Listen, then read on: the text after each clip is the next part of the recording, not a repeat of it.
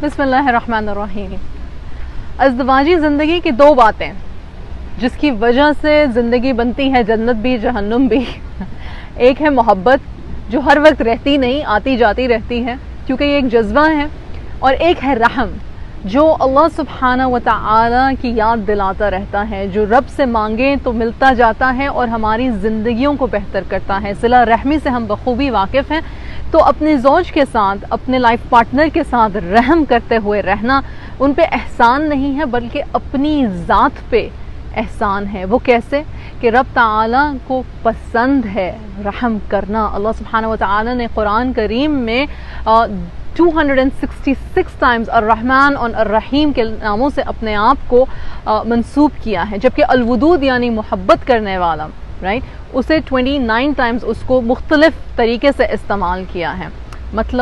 مطلب یہ کہ یہ جو ہمارا کانسیپٹ ہے کہ شادیوں میں محبت ہوگی تو شادیاں بہت کامیاب ہوں گی، یہ سننا سے نہیں ہے۔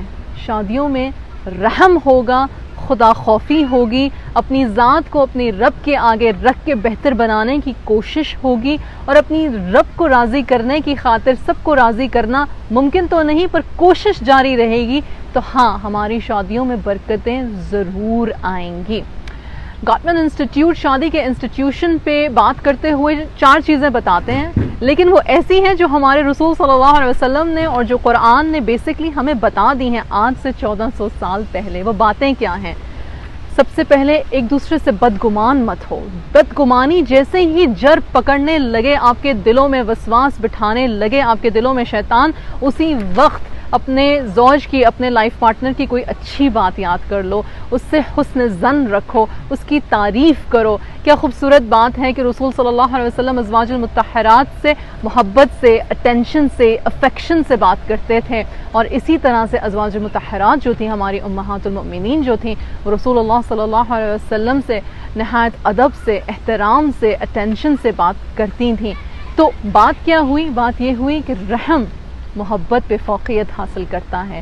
دوسری چیز، ایک دوسرے کو تانے بازی مت کی جائے، یہ گاٹمن انسٹیٹیوٹ کہتا ہے، یعنی کہ طنز کرنا، کسی کی کمی کو، خامی کو بار بار اس کو دہرانا، اس کو یاد دلانا، اس کو قصوروار ٹھہراتے رہنا، اس سے انسان جو ہے وہ دل شکستہ ہو جاتا ہے، بدگمان ہو جاتا ہے۔ یہ بدگمانی کو فوقیت دینے والی کوئی بات ہو گئی، بلکہ اس طرح سے بات کی جائے کہ میں یہ سمجھتی تھی، یا میرے ذہن میں اس طرح کی بات تھی، یا میں نے اس طرح کا اندازہ لگایا۔ جب آپ میں کر کے بات شروع کرتے ہیں بجائے تمہاری غلطی سے بات شروع کرنے کے، تو انسان کو یوں محسوس نہیں ہوتا سننے والے کو کہ جیسے اس پہ کوئی پرسنل اٹیک ہو رہا ہے۔ تیسری چیز ہے ڈیفینسونیس، یعنی کہ کوئی غلطی ہوئی ہے یا نہیں ہوئی ہے، یا بچوں کی تربیت میں کوئی کمی بیشی ہو گئی ہے، یا کوئی ایسا مسئلہ ہوا جس میں کہ ہم یہ کہیں تمہیں یہ پتہ ہونا چاہیے تھا، تمہیں کیوں نہیں پتہ تھا۔ ایسے میں کہنا کہ میری غلطی نہیں، میرا قصور نہیں، پرابلم کو سالو نہیں کرے گا۔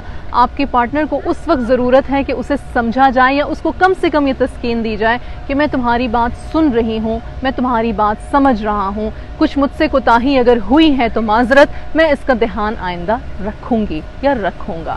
اور چوتھی چیز جو کہ حضور صلی اللہ علیہ وسلم نے کئی بار ہم سے کہی، غصہ مت کرو، غصے میں، جلد بازی میں کوئی فیصلہ مت لو۔ غصہ آیا ہے تو وضو کرو، غصہ آیا ہے تو نماز پڑھو، غصہ آیا ہے تو خاموشی اختیار کرو، ایک دوسرے کو موقع دو ٹھنڈا ہو کے بات سوچنے کا، اور پھر دوبارہ بات کرو۔ دیکھیں یہ 4 چیزیں سنت سے ہیں، قرآن سے ہیں۔ میں نے پہلے بات رکھی کہ رحم دلی کے بغیر یہ رشتہ نہیں چل سکتا۔ میں ایکسٹریم میرجز کی بات نہیں کر رہی، میں ظلم اور جبر کی بات نہیں کر رہی، پر میں یہ ضرور دعا مانگتی ہوں کہ یا رب ہمیں رحم کرنے کی توفیق عطا فرما، یا ارحم الراحمین ہمارے دلوں کو رحم سے بھر دے، ہمارے دلوں کو نور سے بھر دے، آپ کے حب کے نور سے بھر دے، اور اپنے نفس کے حب سے زیادہ ہمیں آپ کی رضا چاہیے ہو، آپ کی رضا کے لیے ہم بیسیکلی اپنی زندگیاں گزاریں۔ تو ہاں ایسے میں شادیاں ضرور کامیاب ہوں گی، گھروں میں برکتیں ہوں گی انشاءاللہ، اور بہت سارے ہمارے چھوٹے چھوٹے مسئلے جو ہماری انا کے ہیں، جو ہماری بدگمانیوں کے ہیں، وہ بھی شاید حل ہونا شروع ہو جائیں گے۔ انسان ہیں، خطا کے پتلے ہیں، انا سے اندھے ہو جاتے ہیں، پر جب یاد آ جائے کہ گھر ہمارا ابدی جو ہے وہ قبر ہے اور پھر لوٹ کے رب کے پاس جانا ہے. تو ایسے میں محبت سے زیادہ رحم ہماری ازدواجی زندگی کو خوبصورت بناتا ہے. پھر ملیں گے. السلام علیکم ورحمۃ اللہ وبرکاتہ.